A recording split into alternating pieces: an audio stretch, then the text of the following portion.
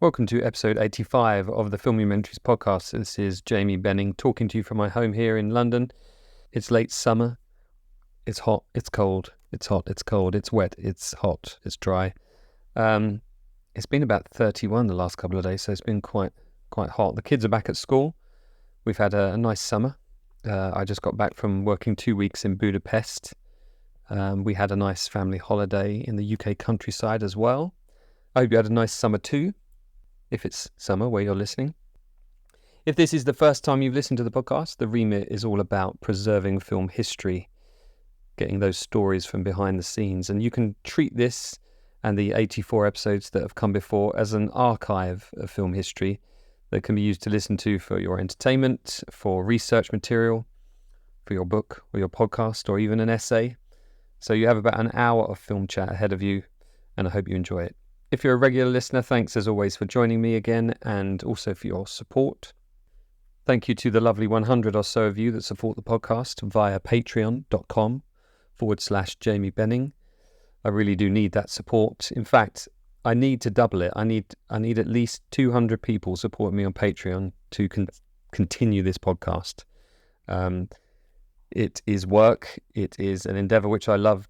Working on it is work that I love, but I do need more support. So this year, I'm going to try and reach 200 supporters of the podcast. So if you're one of those people that have loved my work for the last, what has it been now, 2 years, 2.5 years nearly? If you give just $12 for 1 year, you're helping support the podcast for 24 episodes for that. So a minimum of 24 episodes, because I do bonus ones now and again. So that could be $1 a month or your currency equivalent, or a one-off payment of $12, and it would mean the world to me if 100 or so of you, more of you, would do that. I know I get between sort of 3,000 and 8,000 listeners a month, depending on my guests. I mean, if all of you put in $1 per month, I could give up my other work and do this as a job.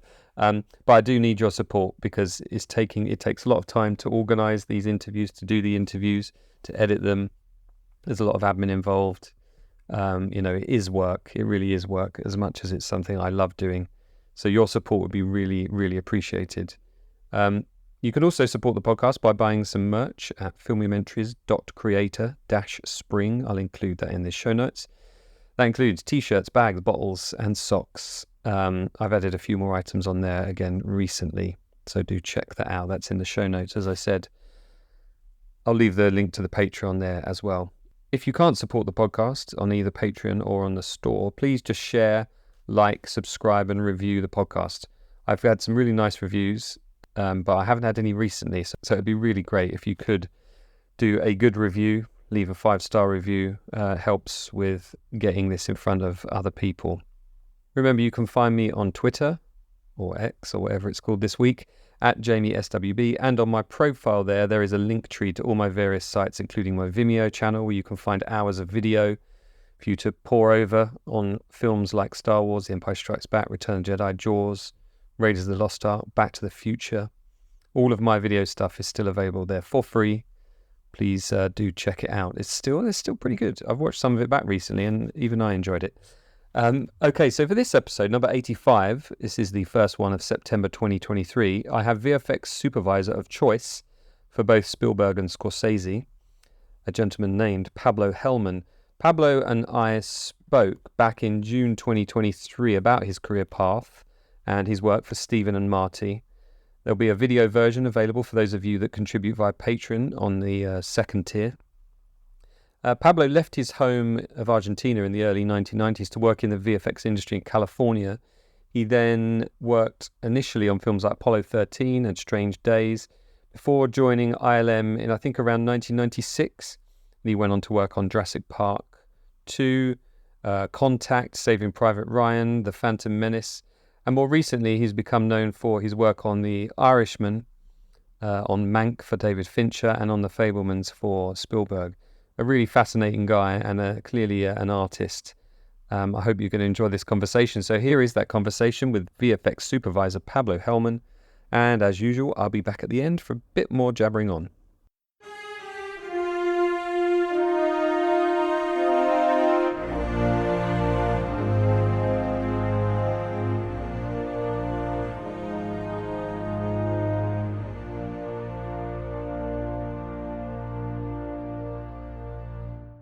Pablo, what were the films that inspired you to enter the film industry? Was there a particular one that caught your imagination when you were a kid?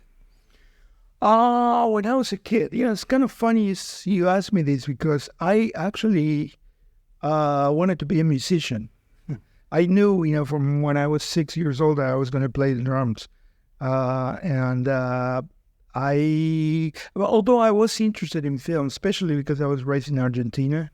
In Argentina, there's a lot of European films, and there was a street where they had a couple of movie theaters that played Fellini, Antonioni, Woody Allen, the beginning of Woody Allen, and I was always interested in those kinds of film that made you think, that were entertaining but kind of smartish.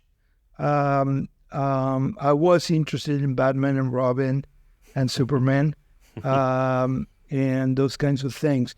But I was always kind of aware of the relationship between music and film, because actually music is pretty much the same as film in that, music you have rhythm and color and sequencing, and you're trying to tell a story, and you have a begin, middle, and end, and all kinds of things that are exactly the same as film. Mm. So they were always very related, and somehow, I went to a conservatory in Argentina. I had a rock and roll band. I did all kind of music thing, and then I came to Los Angeles in 1980 to study music at UCLA, and I have a degree in music composition from UCLA. And I wanted to write music for films. And I started writing music in Los Angeles in 1983 or something like that, and for television, instructional television and PBS. Mm. And then I got a job as an editor because they saw that I could edit the music that I was trying to sell them. Right. And I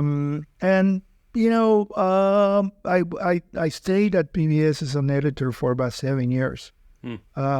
And then it was right at the beginning of the kind of a revolution, a change between the optical, film from film to digital.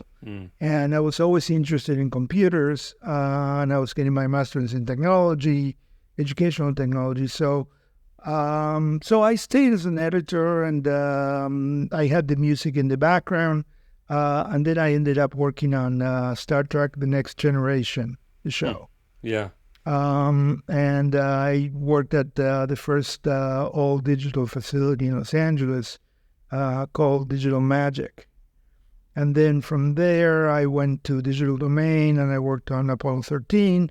And then I was one of the supervisors on Independence Day, the first Independence Day. And then from then, I just went to ILM, and that was 27 years ago.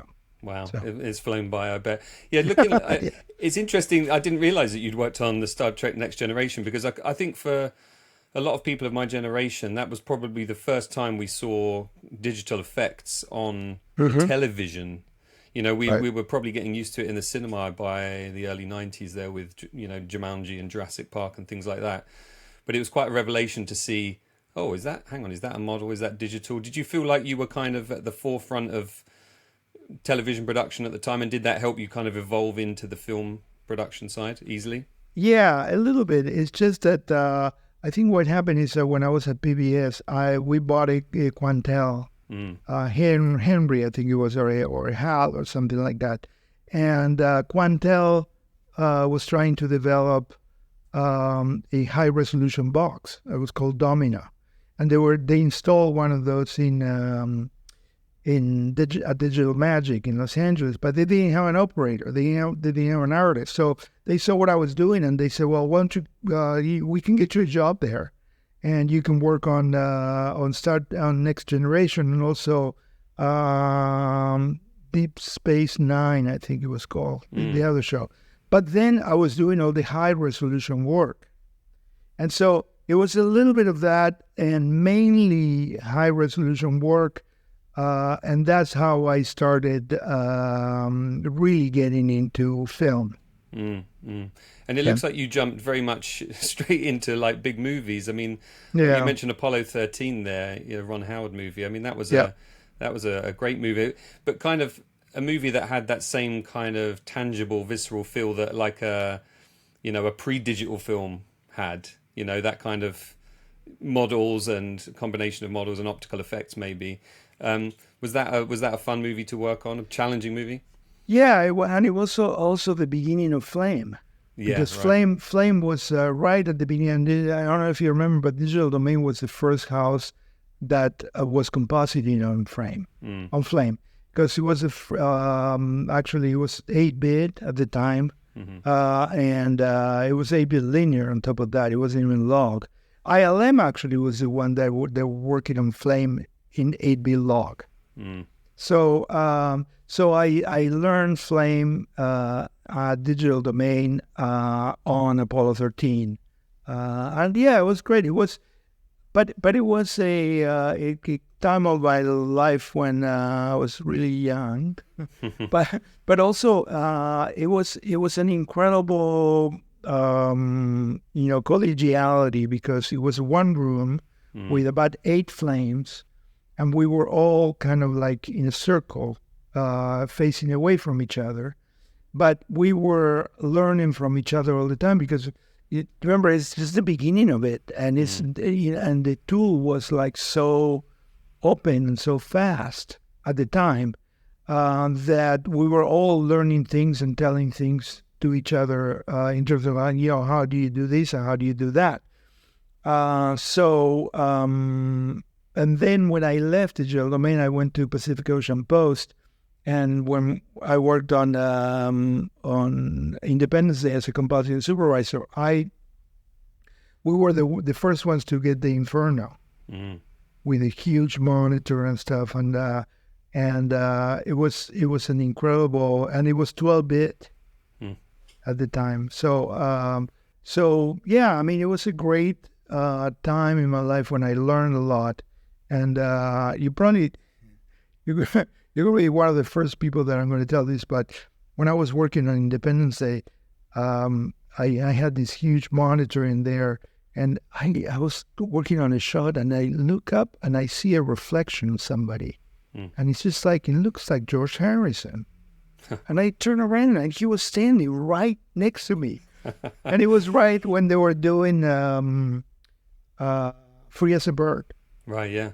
And they were editing a Pacific Ocean Post. So he was stopping by just to see the stuff. I mean, it was one of the best parts about Independence Day that I met George Harrison. It's similar to a story I have where I work on Formula One motor racing, and I one day was aware of some guests coming in, and we were all kind of working away. I'm a live editor there, and it was Robert De Niro. So Oh, wow. I turned off my monitor so that I could see him in the reflection, of one of my monitors anyway. But what a great time for you to arrive in the industry where all of these new tools are being, you're trying to find the limits, the ceiling of these new tools. Right. Did you feel the kind of changing of the guard, as it were, from the optical days still? Were there still people hanging around from that time that weren't necessarily able to make the transition because of you younger, new heads coming in? Well, I think it was a combination of things. It was a combination of optical and digital, in that there were still optical supervisors, and the color timing was still being done optically.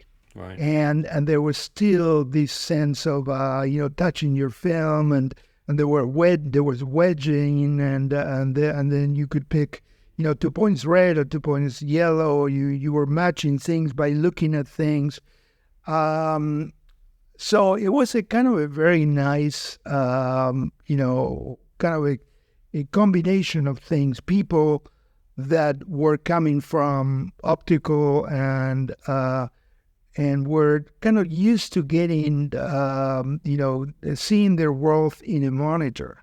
Because there's lots of things, and we're still looking at dailies, and we're still looking at film, even though we were working in digital, which right now is not so anymore. When you're shooting now they're digital dailies. Now you do it on your own time, on your own pace.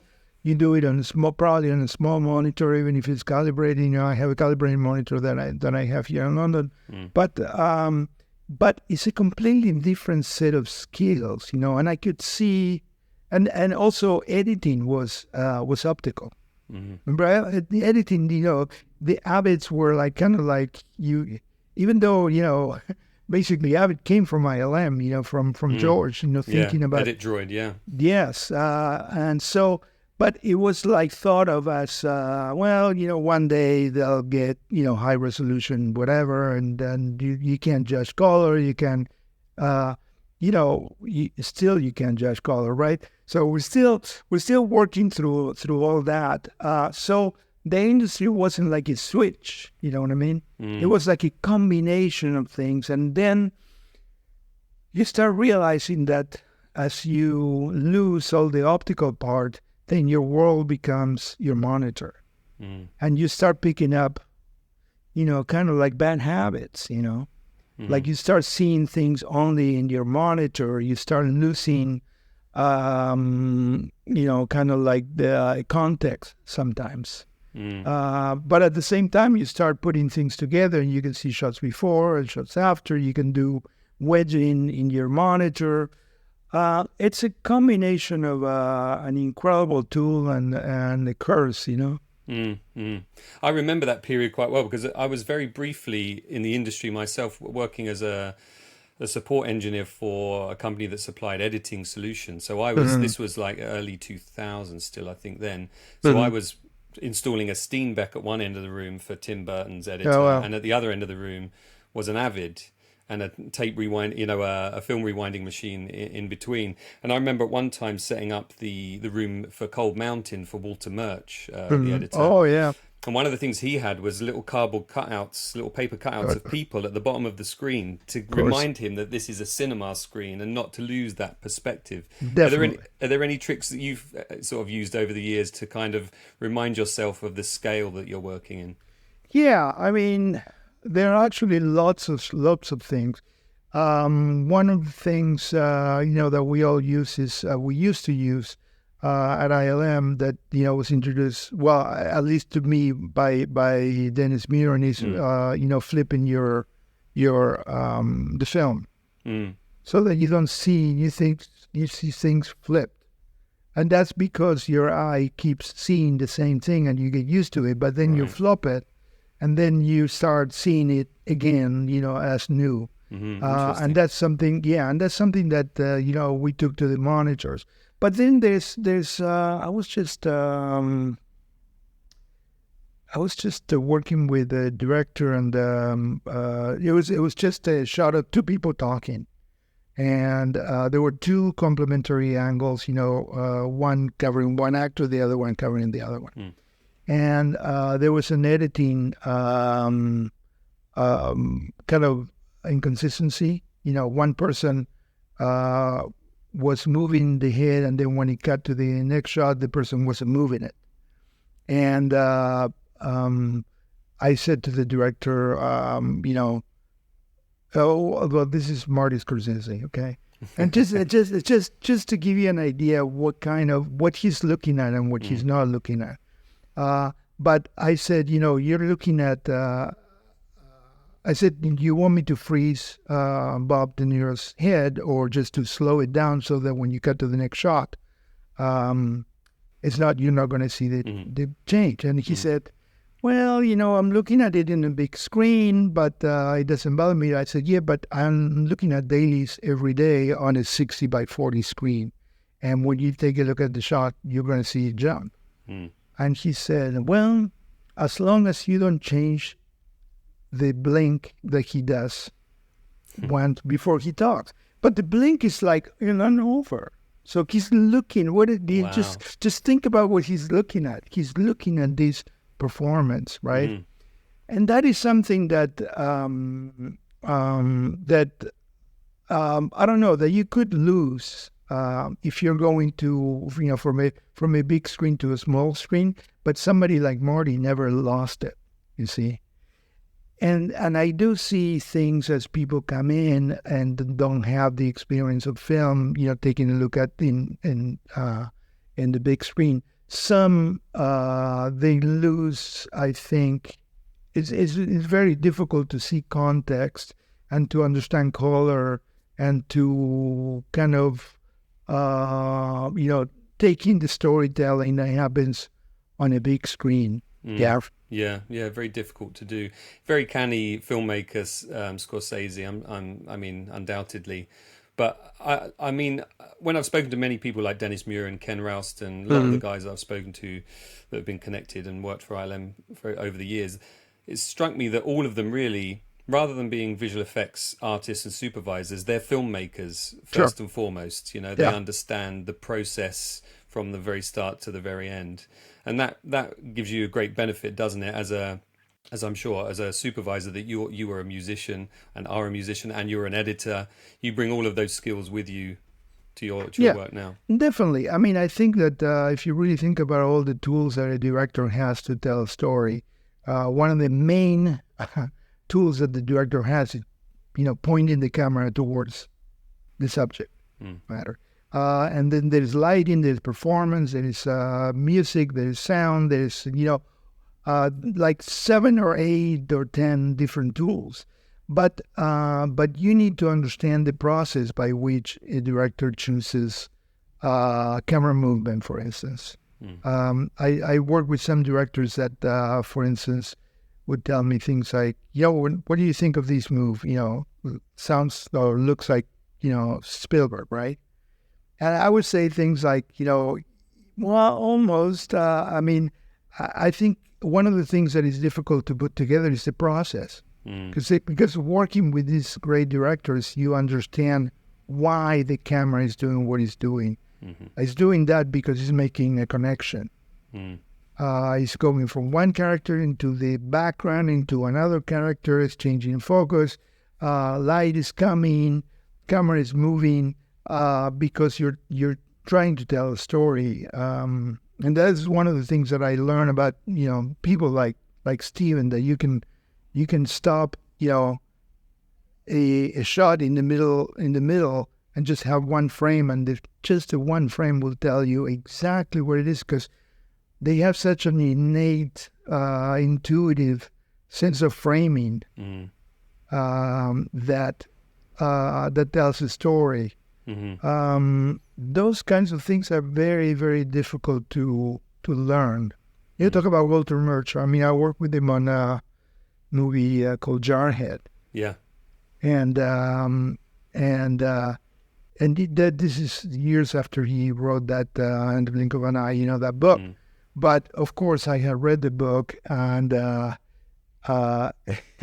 and he was editing at Skywalker, and he took me in for about 3 hours, and he explained to me the whole movie and how he had put different geometric shapes throughout the scenes that it would, and colors that would indicate if the scene was an upper or a downer, or if he had emotional value, or if it was an action thing.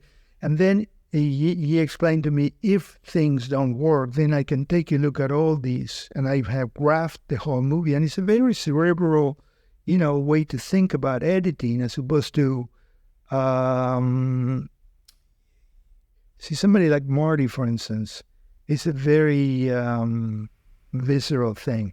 He like will an tell instinctive thing, yeah. Completely, yeah. He will say, things don't feel right, and I just don't know why. Or and I could see, because when we were, like, for instance, working on Irishman, he was taking a look at a take of somebody that was younger, that we had made younger, and he would say, sure, the other take, when I take a look at the original take, there's some ambiguity there that I don't see here. It's like, ambiguity? What is that button for ambiguity? You need to, like you said, as a filmmaker, you need to understand what that filmmaker is telling you. And what does ambiguity mean? Especially on a performance by, somebody that is doing a performance here, not enough fast, and it's just like right there. It's very subtle, and so I worked with Marty where I did Silence, and then I did Irishman, and then I just finished Killers of the Flower Moon. And before that, I also did a documentary, the Bob Dylan documentary. Oh, yeah. So I worked with him almost, 6 years or something like that. And just listening to the man and listening to also the kinds of filmmaking that he talks about and does with the DP, with Thelma, the editor, with the group with the AD, with the actors. Just having those conversations makes you a little bit of a filmmaker, or a filmmaker, somebody that the directors feel like they can talk, not just visual effects, just content and the fact that you're there to tell their story. Yeah. It strikes me that directors like Steven Spielberg and Martin Scorsese, in many ways, kind of challenge you and push you more than Sure. maybe an average director would be, because I think of the example in The Irishman, where of course he famously said, I don't want my actors are not going to be having dots on their faces or a No. no-cap rig on their head. And it's that moment of, well, this is impossible, and then you manage to figure out a way to do that. And similarly there was a shot I think you spoke about from Fablemans where the character of Stephen's mother is playing the piano, and she couldn't play the piano, the actress, so you had to figure out a way to do that economically. So do you feel that working for these directors, when you come out the other side of a project, that they've, made you far better at what you do than when you started? Yeah, definitely. And I think I'm actually waiting for those moments. See, when we started the movie with Fablemans, we didn't know we were going to have to change, Michelle Williams into a pianist.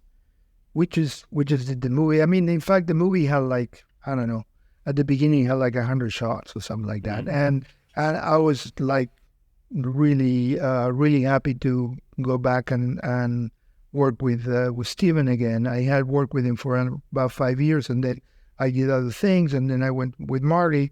And then the time that I was doing Fableman, I was also doing Killers of the Flower Moon. So Mondays through Wednesday, I would be with Steven, and then Thursdays and Fridays, I will be with Marty in Oklahoma, So it was like kind of an incredible time for me to, and I'm not a young guy. But I can always learn things, from them. And then when Steven talked to me about that, he knew that we didn't have the budget or the time to do it. And I said to him, well, if you want to do that, I had worked with the same, that's another thing, because I've been around for some time, I worked with all those people before on War of the Worlds. And we had done that shot of going inside the car. Yes. And outside the car, that's fantastic really... shot. Yeah, it was great, but we did it all by repeating the crane moves, and we did that by marking the floor and counting and doing all kinds of things. And all of a sudden, I turned around and we're the same people that we were before, but 15 years later or 20 years later.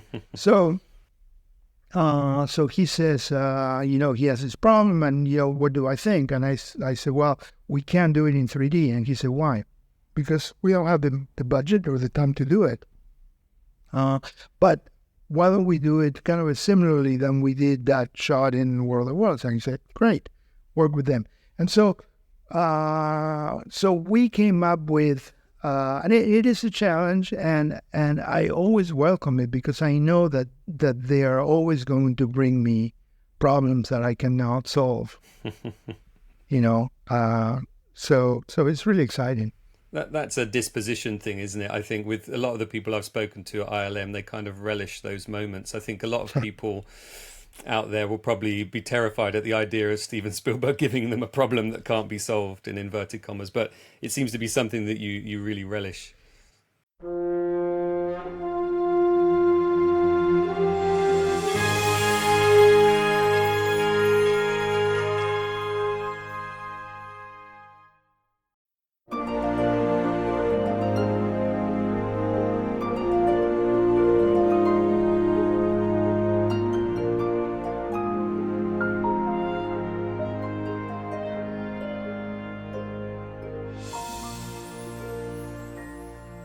Well, I think that the key to the whole thing is the team that you work with.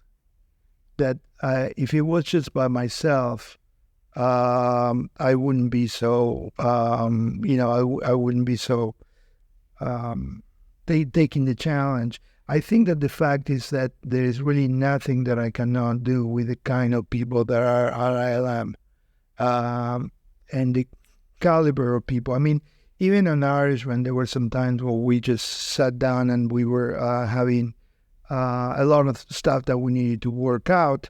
And I would say, they would say, well, we can't solve this and this. And I say, well, I guess we're just going to have to not do that or something like that. And I would leave. And then 15 minutes later, they call me up and say, well, we'll figure out how to do it. It's just great to sit down at a table and to be encouraged from, Lucasfilm, and it came from George, really.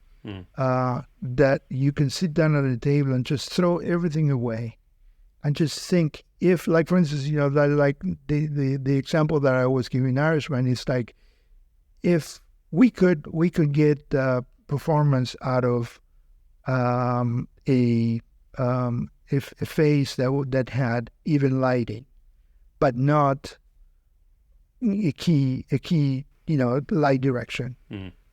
And then it was like, well, we can't get a performance if we have, a light in the character, and you're not gonna be able to change the DP's mind. Well, what if we do it we light the character in a spectrum that nobody can see, only the computer can? It's like, what are you talking about? So those kinds of things, like, well, okay, well, why don't we just work in infrared? Wait a minute, well, how does that work? So those solutions are things that evolve, because at first they are pretty much theoretical, because you say, well, if we do that, then how do we throw infrared into the actor? Well, then you need a camera that is infrared, and it goes with the director. You see, it's not, the idea doesn't just come up as a whole. It comes in just little bits. And then you start pulling, and then you come up with a methodology that actually addresses everybody's methodology problems, Yeah. It strikes me as well that directors like Steven Spielberg and Martin Scorsese, particularly Spielberg, I guess, is that willingness to adopt new technology, whether it's Douglas Trumbull's work on Close Encounters, or Sure. Steve Williams and Dennis Muren and all those guys on the dinosaurs in Jurassic Park. What Stephen clearly understands the benefits of new technology. Did he take to the technology of stagecraft relatively well? Because I saw that movie, I saw Fablemans, and I had no idea that there was that technology used in it, which of course is the key to your work, making it invisible. Right. How was that adopted by Stephen? Well, I think the main thing about those kinds of things is trust. It's the fact that that I proposed that to the stagecraft with ILM, actually, through Rob, Breda, and everybody at ILM on board with trying to get Stephen the best way to do that sequence without having to do a process, just a normal process of having a car and having the actors and working through dialogue, and you didn't have time to do it. And so we had a little bit of a window there, and it was right in the middle of the pandemic, by the way. And so I said, well, he was actually aware of stagecraft because he had visited Mandalorian. Sure, right. And I said, well, this is going to be perfect for it because it's actually completely different than anything else. We're not going to develop an asset per se that is a geometry asset. We're just going to go and document the journey with 6 cameras. We're going to create a 360-degree environment, and we're going to put the car in the middle, and we're going to move the environment through it, and we're going to put a camera there. Does that make sense to you? Well, yeah, it does. And he said the lighting would be great. I was there, and it's perfect. Work it out. That's it. That was the last time, I talked to him about it before him actually coming to the set. It took a little bit of time because Janusz Kaminski is a great DP, but he had never worked on that. And you have to be careful how you do that because, for one thing, that film was shot on film, not on digital. So when we go to stagecraft because of syncing and some other stuff that needs to happen, we went with, I think we went on Alexa 65. But I had to basically get a pre-light with Janusz for him to understand that he can't double that everything. He's looking at it with the DIT, and that is his picture, and he has to, use his eye to, just to balance everything so that when he goes to the DI, he's not double lighting everything. And so the first 2 or 3 minutes were, he called me the night before we pre-lit, and he said, "I think we screwed up." I said, "Why?" He said, I just don't have a good feeling about it. I said, Janusz, don't worry about it. Just leave it up to us, and we're all ready for you tomorrow. Just come tomorrow. And so he came in, and he looked at it and said, "Wow, this is too bright." I said, "Yeah, but it could be darker." And he said, "Well, what do you mean?" "Well, let's bring the car in." And once we brought the car in, it was like, wait a minute, there are reflections there, and I can put my camera somewhere else. He started, working his thing.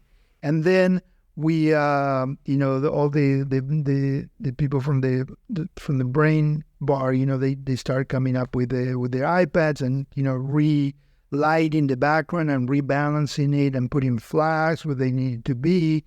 And the background was going, and when you're inside the car, you can get, seasick, from taking a look at all this stuff. It really looks like you're in the car. And it took about 4 minutes for him. He got it. Yeah. And then we were ready. And then at the same time, also in stagecraft, we tried water because it was a tornado. So we also had a tornado that we could move as a layer just to give the actors an eye line. So Steven showed up the following day, and it took about 2 minutes. He started going like, "Oh, here, to put the camera here. We're going to move this way. We can move from outside into the inside, and we can work with dialogue. We can work with water coming." It was really a great experience, and so much so that by the afternoon he wanted to book another day to get some other shots in from the desert. But we didn't have time to book it, and we didn't have time to come up with the journey because we had to then travel to Arizona and do it. And so it ended up being a blue screen. So there you have the two techniques, right there. But Steven loved it. He's open to it because he trusts the people that are working with him. And what was that asset in the background that's going by in the car? That's not a CGI asset all the time, is it? Is that something that you physically shot out in the open world? Yeah, we had a journey with 6 cameras on it, and we stitched the whole environment. And then we changed the sky because it was actually there was sun there. And so we changed the sky to be a stormy sky. And once in a while, we would have, the sun come in and flare, the lens, which was great. And then we put rain on it. And that environment basically was what was in the car. And you could see it in the actors' faces, when they went in, it was like they were there, Yeah, well, that benefits the directors, definitely. The actors entirely, doesn't it? Because they've got something to react to, and Yeah. It's funny. I think of the sort of full circle of Spielberg, being on Sugarland Express, rigging cameras on cars in Texas there, and then Yeah. all the way up to the Fablemans doing this work with you guys. Yeah, and I think part of it too was a kind of a continuation of some of the things that I discovered on Irishman. The performance. I mean, I had been working on performance, all my career, but not to the level of the eye-catching stuff that Marty had been. And also, he helped me an Irishman that I talked hours, with Bob De Niro about acting and about, and about the craft, of performing.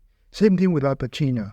I completely thought that he was going to be a different person, but he ended up being not that I didn't think that he was going to be warm, but he ended up being a completely caring person and very crafty and very careful about the storytelling and listening. He would listen and then react. And a lot of micro, expressions that I found out once we decoded the information. Because sometimes you don't see that. And then all of a sudden we were just looking at the data that was coming from Bob De Niro. And all of a sudden it was like, is he moving his left eyebrow differently than the right eyebrow? It's just like, yeah, look at it. They're just going like that.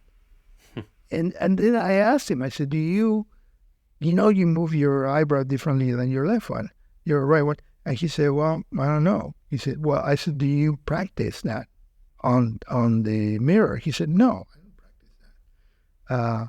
And then, we talked about acting, and we talked about acting, as a younger person. And he was the one that said to me, if you're trying to find me, 40 years ago as a younger man in the performance that I'm doing right now, you're not going to find me.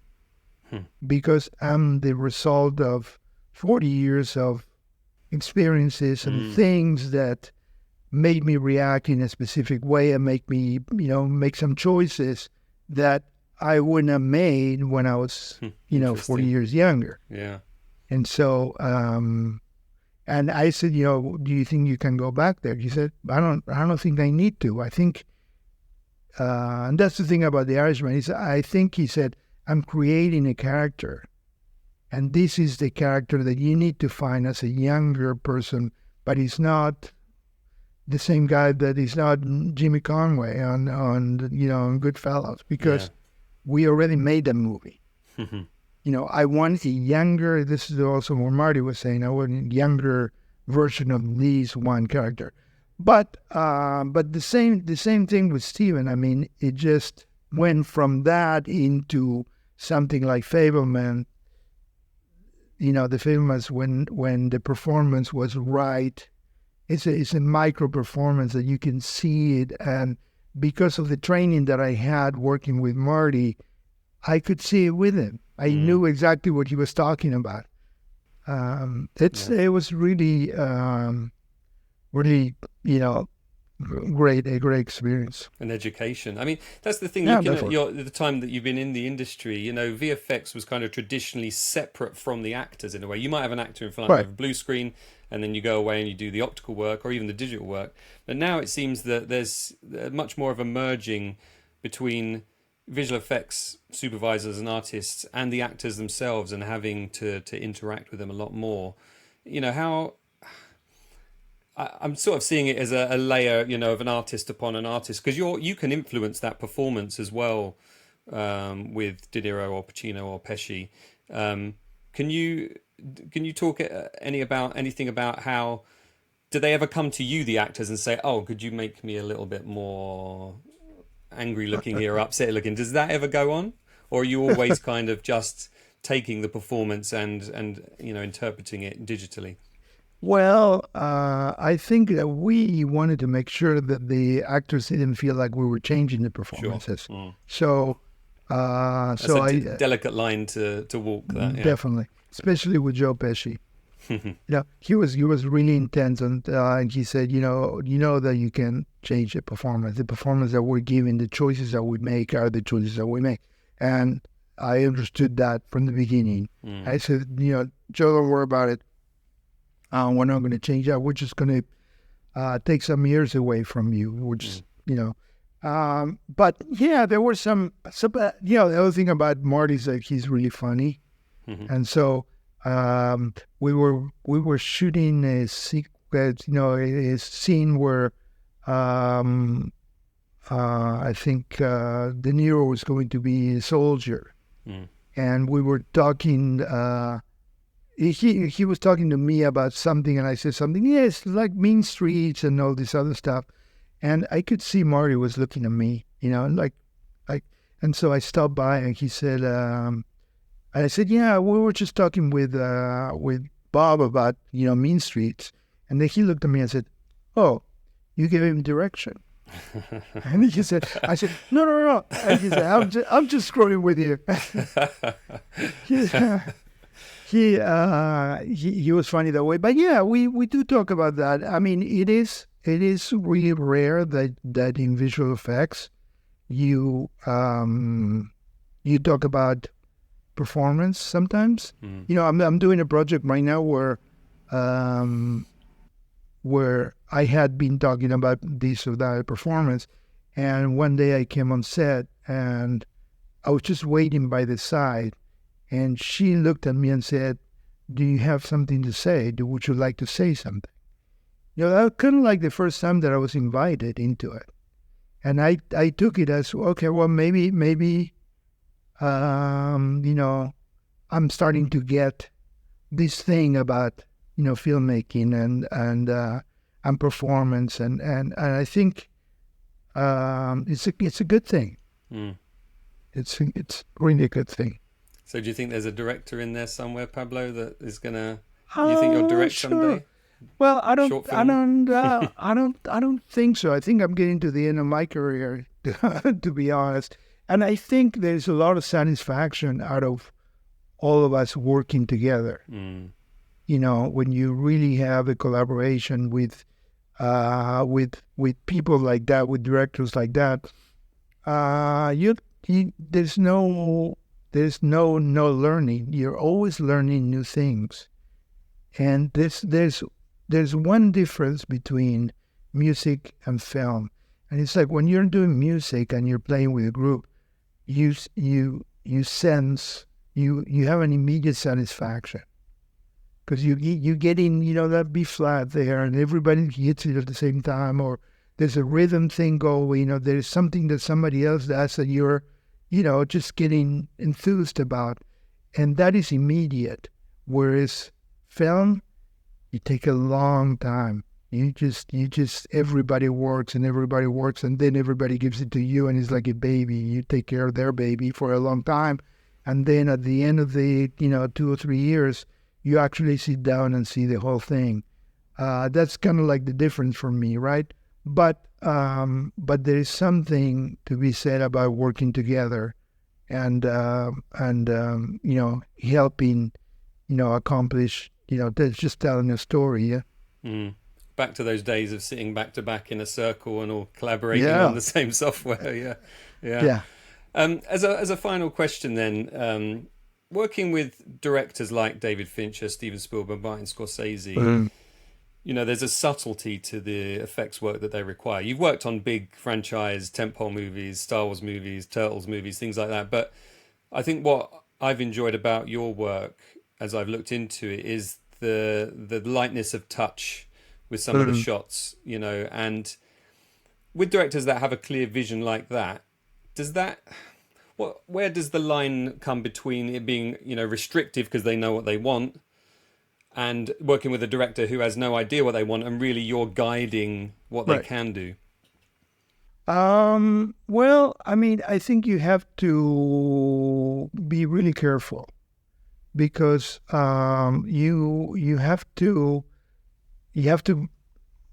be a good listener, and you have to be attuned, because if you get it wrong about 3 or 4 times, then the director feels like you're not making the same movie. Mm. So, and then you also have to, I use all the time that I spend on set to, as a kind of a bank account where you put, money in the account and you invest in the relationship that you have with the director, because in post, you're going to start taking that money out. And if you don't, the set is a very transactional place, and it's very pyramidal, right? The director isn't the AD, the DP, you have to be careful how the producers, you have to be careful how you say things. But if you know how to say something and you get it right, like 2 or 3 times, then they start seeing you as a collaborator. And I was careful enough to, introduce some ideas, with Marty or with Steven, and some of them they took them, and some of them they didn't. But you just have to be careful how you do it. I remember. I'm DGA, so I direct a second unit on some movies. And the first time was on Indy 4 on Crystal Skull. We were taking a look at a sequence, and George was in this meeting too. George Lucas was, and Steven Spielberg and me, and they were, and Kathy Kennedy was there too. And we were taking a look at this sequence that had a waterfall. And there were some pictures there from locations, and I said, "Oh, I know that one because I was raised in Argentina, and that's from Iguazu." And then Steven said, "Well, you want to, that looks good." He says, "You want to go shoot it?" I said, "Yeah, sure." He said, "Because I'm not going to go, so why don't you go?" And he said, "Do you have a DGA card?" I said, "No." And he said, "Do you want one?" Well, yeah. And then he signed my DGA card. Wow. And that's what, about 15 years ago.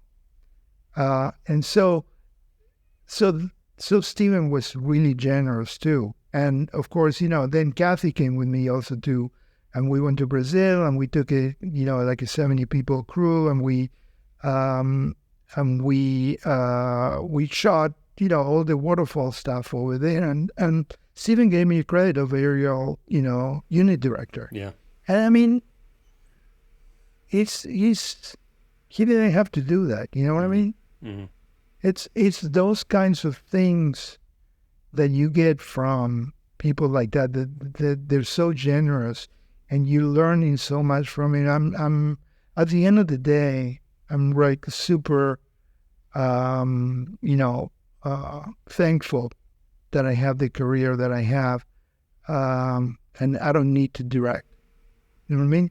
Mm-hmm. I'm part of making a movie. Yeah, you're a filmmaker already, 100%. Yeah, all the way through. Yeah, it does strike me that film is one of the most collaborative arts. Yet people are, particularly critics, are very quick to separate all of those elements into a standalone thing, when really it's impossible to do because there's so much crossover between them all. But No, and I think it's a very difficult thing to do too, because nobody gets up at 4:30 in the morning to go to a set and make a bad movie. Sure. It's a lot of work, and if things don't come out in specific ways, because of a lot of different choices that were made, it's not just one thing. And you have to be respectful, really, of all the work that goes into telling a story in a cinema.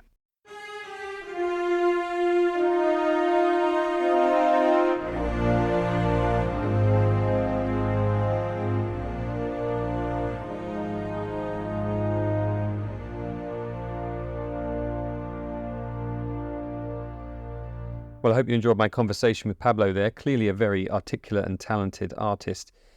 It's always a privilege for me to talk to people like this. And up next, I have another great conversation with another great artist, VFX supervisor Charmaine Chan. She recently, if you didn't know, worked and supervised on Gareth Edwards' new sci-fi epic, The Creator, which is out later this month. Another great conversation that I'm eager to share with you. So that will be the second podcast of this month, September 2023. After that, I have the BFI's Douglas Weir, who is in charge of like the technical end of restorations and releases. He's a very cool guy. Creator Creator, Tom Spina, podcast favorite, of course. He's done a lot of podcasts, but I'm glad to have him on mine because it was great to get to know him some more.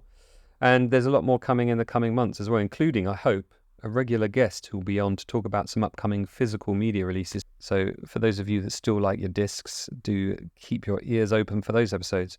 And finally, a quick reminder that you can buy my book, co-authored with Justin Berger, on Amazon in your region. It catalogues the entire history of Return of the Jedi from 1976 until 2023, the year of its 40th anniversary. You can find it by looking on Amazon and searching for Return of the Jedi Unauthorized Timeline. In fact, it comes up when you just search for Jedi Timeline, or you can visit JediTimeline.com. Neither Justin nor I make hardly any money out of this, but it's just great to get something that we've worked on out to you, so I hope you enjoy it. And if you're a Star Wars fan, if you love behind the scenes, then this is the book for you. Thanks for joining me, and I hope you can do so for the next episode of the Filmumentaries podcast.